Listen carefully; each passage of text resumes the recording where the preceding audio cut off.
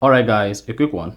Here, I will show you how to unzoom on Apple Watch. So, if your Apple Watch is zoomed in and you want to zoom out, then here's a video for you. So if at the end of this you found this offer informative, please don't forget to like and then subscribe.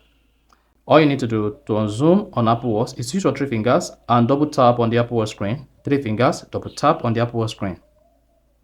You see that? It's going to unzoom. Whatever you are on the Apple Watch and you double tap with your 2 fingers, it's going to zoom out. Now to unzoom, use your 3 fingers to double tap on the screen. And then you see your Apple Watch screen unzoomed. You see that? So use this to zoom out or zoom in on your Apple Watch. And once you're done on zooming on your Apple Watch, you can now go ahead and turn off zoom on your Apple Watch. So just go to your Apple Watch settings, locate and click on accessibility, scroll down, and then under accessibility, click on zoom, and then make sure you turn off zoom. Then you see zoom disabled. So that is basically how to unzoom on Apple Watch. So if you found this offer informative, please don't forget to like and then subscribe.